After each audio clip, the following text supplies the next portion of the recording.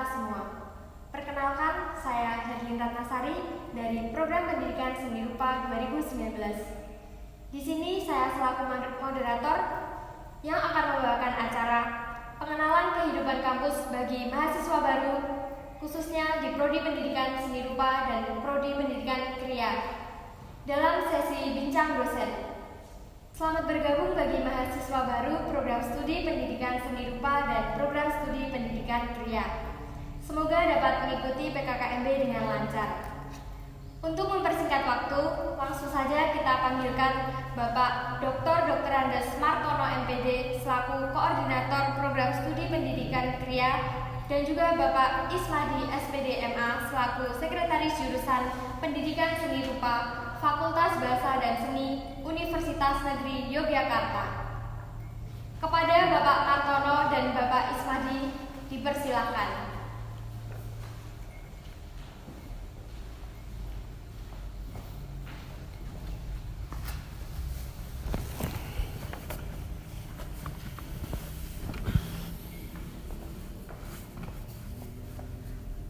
Sebelum memulai acara PKKMB ini, alangkah baiknya Bapak Martono dan Bapak Ismadi memperkenalkan diri terlebih dahulu. Baik, terima kasih. Assalamualaikum warahmatullahi wabarakatuh. Waalaikumsalam. Nama saya Martono, dalam posisi di jurusan sebagai Koordinator Program Studi Pendidikan Kriya.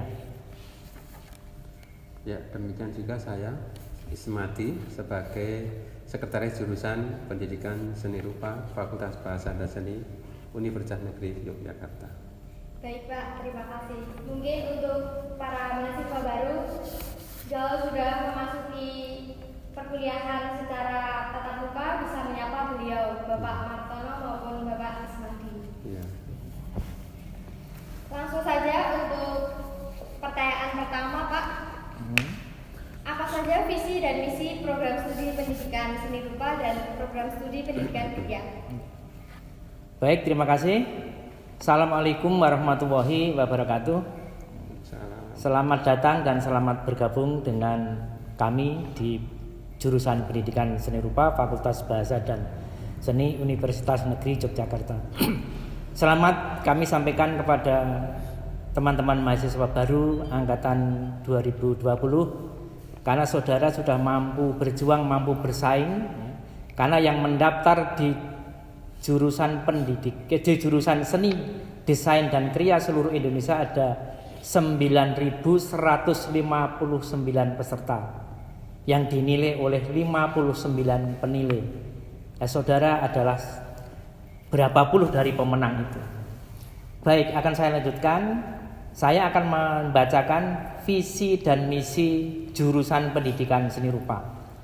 Visi, pada tahun 2025 program studi pendidikan seni rupa menghasilkan lulusan yang unggul, kreatif, inovatif di bidang iptek dan pendidikan seni rupa, berlandaskan ketakwaan, kecendekiaan, kemandirian, dan mampu bersaing secara nasional, regional, dan internasional.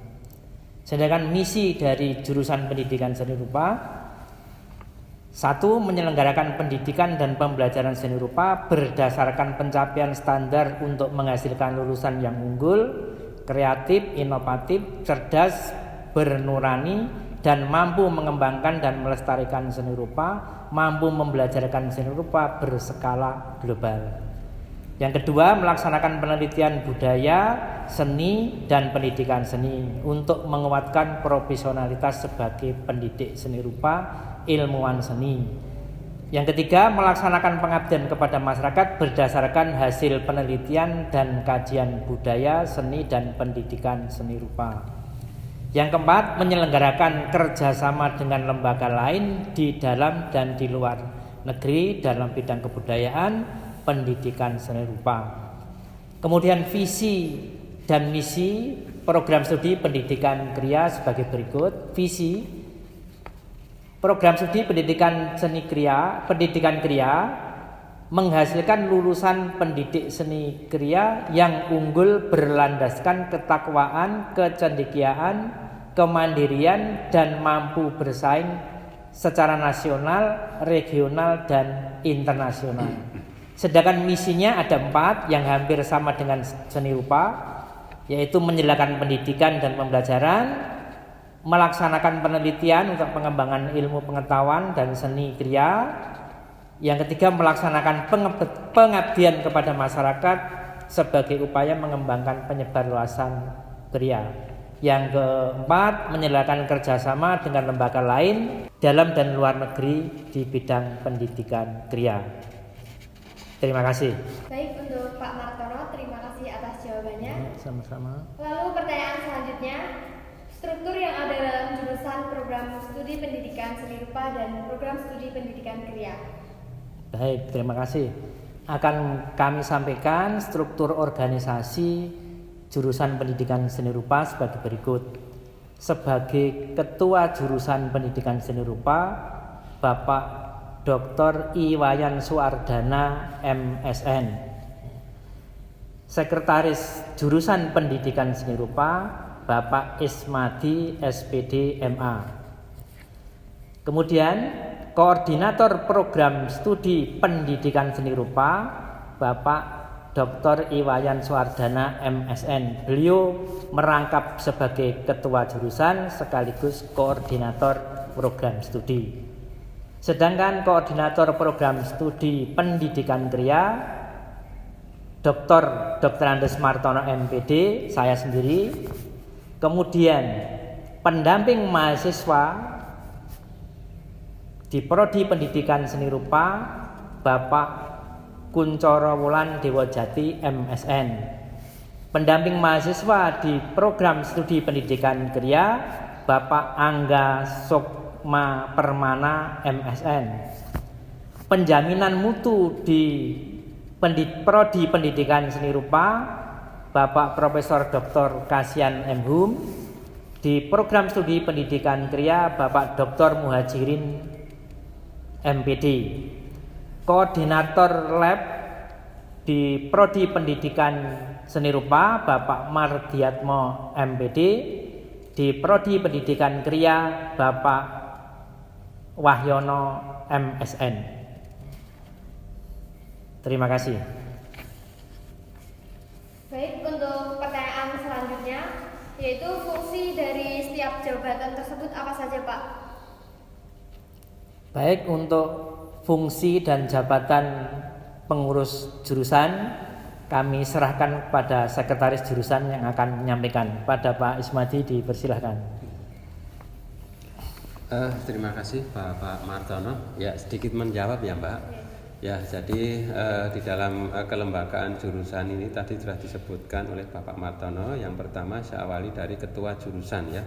Jadi ketua jurusan itu dia ada selaku yang mengkoordinir pelaksanaan jurusan dari sisi pembelajaran dan juga dari pengelolaan SDM, yaitu termasuk dosen dan juga karyawan dan juga sarana dan prasarananya begitu.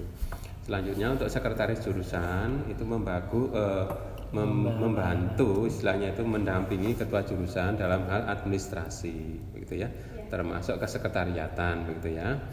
Yang juga nanti tentu saja akan dibantu oleh admin ya, 2 admin. Kalau di program studi pendidikan seni rupa itu adminnya adalah Bapak Agus Adi. Kemudian kalau di program studi pendidikan pendidikan kriya itu Bapak Agus Pandoyo Muncak gitu ya, yang biasanya duduk di pintu masuk ya, pintu masuk kantor dosen gitu ya. Kemudian tadi disebutkan ada 2 pendamping ya, karena ada 2 prodi, 2 pendamping kemahasiswaan itu dua-duanya itu membantu kegiatan kemahasiswaan kegiatan kemahasiswaan gitu ya. Di antaranya mungkin kaitannya dengan seminar untuk mahasiswa, kemudian beasiswa, menginformasikan beasiswa, kemudian kegiatan yang sifatnya nanti entah itu ya, jadi termasuk kegiatan kepeminatan mahasiswa dan kreativitas mahasiswa, salah satunya PKM yang sudah tahu. Alhamdulillah kita selalu mendapatkan dana dari Kementerian Pendidikan dalam hal ini Dikti itu ada saja itu di bawah bimbingan beliau gitu ya gitu. Kemudian kalau core lab itu ya yaitu bertugas untuk mengelola laboratorium, kemudian bengkel atau studio yang ada di jurusan kita. Ya, baik Pak. Mungkin itu saja. Ya, terima kasih untuk Bapak Ismadi. Pertanyaan selanjutnya, mata kuliah apa saja yang dapat kami tempuh dan menjadi syarat lulus di program pendidikan seni rupa dan kriya ini? Iya, Pak Martono atau saya Pak? Ya, saya yang mengantarkan dulu ya. Baik, terima kasih. Untuk mata kuliah yang harus ditempuh saudara menjadi calon pendidik seni rupa atau pendidik kriya itu sejumlah 146 SKS ya. Yang itu nanti akan ditempuh di dalam program studi sebanyak 130 SKS dan sisanya akan ditempuh di luar program studi dalam universitas dan di luar program studi di luar universitas yang diwadahi dalam kampus Merdeka Belajar. Secara detail Pak Ismadi sebagai sekretaris jurusan akan menjelaskan. Dipersilahkan. Ya, selamat bagi mahasiswa baru ya tahun 2020 ini ya. Jadi ini beda dengan kakak-kakak Anda ya. Jadi untuk Anda saat ini nanti akan menempuh studi itu ada banyak pilihan. Dalam hal ini ada 3 pilihan nanti ya. Jadi 3 pilihan yang tadi sudah disebutkan oleh beliau Bapak Dr. Martono, yaitu kita akan menempuh 130 SKS itu di program studi kita. Kemudian sisanya nanti akan ditempuh di prodi lain di dalam universitas atau di prodi lain di luar universitas. Kemudian nanti melalui pembimbingan penasihat akademik, Anda nanti bisa memilih pola-pola yang berbeda-beda. Ada 3 pola, namanya pola 512, kemudian 611 dan 601. Apa itu maksudnya? Baik, saya awali. Contohnya 512. 512 adalah saudara nanti selama 5 semester itu belajar di kampus kita, di prodi kita. Kemudian yang 1 semester itu belajar di prodi lain tetapi dalam universitas. Kemudian yang 2 semester itu belajar di prodi lain itu di luar universitas. Nah, demikian juga yang 611 dan 601. 611 nanti saudara 6 semester ada di prodi kita, 1 semester di prodi lain dalam universitas, dan 1 semester di prodi lain luar universitas.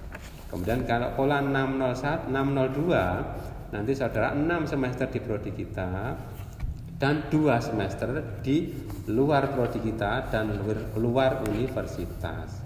Menarik juga, menarik kan? Nah, maka dari itu nanti pilih yang mana, itu nanti akan dibantu oleh dosen pembimbing akademik. Mohon begitu, untuk dijelaskan perguruan tinggi lain itu di mana? Iya. Sejauh ini lembaga kita, universitas kita sedang menjalin 11 LPTK ya. Jadi LPTK itu lembaga pencetak tenaga kependidikan. Jadi seperti Universitas Negeri Yogyakarta seperti ini adalah namanya LPTK. Dulu namanya IKIP. Jadi yang mantan-mantan IKIP itu nanti yang bisa digunakan untuk studi atau belajar selain di tempat kita, begitu. Nah, nanti saudara bisa lihat di internet ya, di manakah LPTK selain UNY itu yang bisa kalian bisa nanti studi selama di sini. Gitu. Ya. Itu Mbak. Baik Pak, terima kasih. Untuk pertanyaan selanjutnya, Ya. bagaimana persiapan untuk menghadapi perkuliahan di masa pandemi seperti ini? Monggo Pak Marta. Ya, baik, terima kasih. Untuk mahasiswa angkatan 2020 adalah mahasiswa yang unik ya, karena saudara akan menghadapi perkuliahan di masa pandemi akan ditempuh dengan daring dan luring ya. Itu pun kalau kebijakan pemerintah tidak berubah-ubah terus. Kalau kebijakannya nanti berubah-ubah kemungkinan bisa daring terus. Kalau kebijakan berubah karena situasi kondusif akan ada kuliah daring dan ada kuliah tatap muka. Ya. Tapi semua ini sudah diprogram oleh pemerintah, dalam hal ini oleh UNJ juga sudah memprogram, akan ada paket-paket pembelajaran yang akan disampaikan kepada mahasiswa ya, melalui daring ya. Dan juga mahasiswa diberi fasilitas-fasilitas yang nanti akan dijelaskan secara detail. Nah untuk itu, karena yang namanya kuliah daring, karena selamanya saudara belum pernah kuliah daring, demikian juga kami ya, juga sebelumnya hampir belum pernah melaksanakan kuliah daring. Nah sekarang perkuliahan daring, satu hal yang harus dipatuhi oleh mahasiswa adalah menjaga diri ya, supaya tetap sehat dan selamat ya. Dengan adanya kondisi COVID-19 ini harus menjaga protokol kesehatan dengan baik. Itu yang pertama. Yang kedua harus disiplin waktu, disiplin diri untuk bisa kuliah secara mandiri. Karena sebelumnya saudara di SMP, SMA adalah belajar yang tidak mandiri, artinya dibimbing oleh guru, dikejar-kejar oleh guru. Ketika saudara menjadi mahasiswa harus belajar mandiri. Bahkan mungkin orang tua pun tidak mengejar-ngejar. Ya, dosen juga tidak mengejar-mengejar dalam tanda petik karena tidak tatap muka. Ini adalah kesadaran untuk mandiri harus diperhatikan. Itu kunci pertama kalau saudara ingin sukses. Karena saudara kuliah dari rumah, seperti tidak kuliah. Kalau tidak disiplin tidak akan berhasil. Ya, itu saya kira dari saya. Mungkin Pak Ismati ada tambahan? Iya. Ya. Kaitannya dengan teknis ya. Iya. Ya, seperti yang diutarakan Pak Martono, jadi tetap kita selama pandemi ini memang selalu harus mempertimbangkan nomor satu adalah kesehatan kita ya. Makanya protokol kesehatan yang dianjurkan pemerintah di era normal baru itu harus kita laksanakan dengan sebaik-baiknya. Di antaranya selalu kita menggunakan masker dimanapun kita berada. Yang kedua, selalu menjaga tangan kita selalu bersih, cuci tangan atau dengan hand sanitizer setiap saat ya. Kemudian yang tidak kalah pentingnya seperti yang telah kita terapkan, jadi kita jaga jarak ya, karena salah satunya itu supaya kita tercegah dari penyebaran virus atau pandemi COVID-19 ini. Kaitannya dengan kuliah kita yang perlu dipersiapkan, tadi pertanyaannya ya Mbak ya? Iya Pak. Iya, persiapannya tentu saja di samping jaga kesehatan, karena tadi seperti yang diutarakan beliau Bapak Dr. Martono, jadi kuliah kita daring, maka meskipun nanti lembaga akan mensubsidi mungkin ya beberapa hal, namun kalian juga harus mempersiapkan tentu saja kuota internet, karena kita kuliahnya adalah jarak jauh begitu ya, sehingga itu yang poin yang penting, itu jangan sampai nanti kita kehilangan informasi dalam perkuliahan ini. Saya kira itu Mbak, yang paling penting itu ya. Ya baik Pak, terima kasih. Ya. Untuk selanjutnya pertanyaan terakhir, hal apa saja yang dapat diterima mahasiswa ketika berkuliah di UNY, khususnya program studi pendidikan seni rupa dan program studi pendidikan kriya. Pak Martono. Baik, terima kasih. Secara umum mahasiswa akan mendapat layanan akademik untuk mengembangkan profesi masing-masing, baik profesi akademik maupun profesi non akademik. Kemudian mahasiswa juga dapat layanan kesejahteraan, di antara adalah kesehatan. Terus pengembangan bakat dan minat sesuai pilihan masing-masing semua disediakan. Kemudian berikutnya, karena ini perkuliahan di era pandemi, mahasiswa juga dapat bantuan kuota, tapi tidak saya sebutkan berapa jumlahnya, akan diberikan setiap semester. Mungkin hal-hal yang lebih detail silakan Pak Sekretaris untuk menyampaikan. Ya. Terima kasih Pak. Jadi seperti diutarakan Pak Martono, jadi saudara-saudara nanti akan mendapatkan pendidikan yang layak ya di UNY, itu jangan khawatir ya. Jadi tentu saja pendidikan yang layak itu ya standar pendidikan kita di Indonesia dalam hal ini. Saudara nanti akan mendapatkan fasilitas belajar, namun saat ini sementara masih daring dulu ya. Fasilitas kesehatan juga nanti akan mendapatkan. Hobi saudara apa nanti akan tersalurkan di beberapa UKM yang ada di UNIF ini.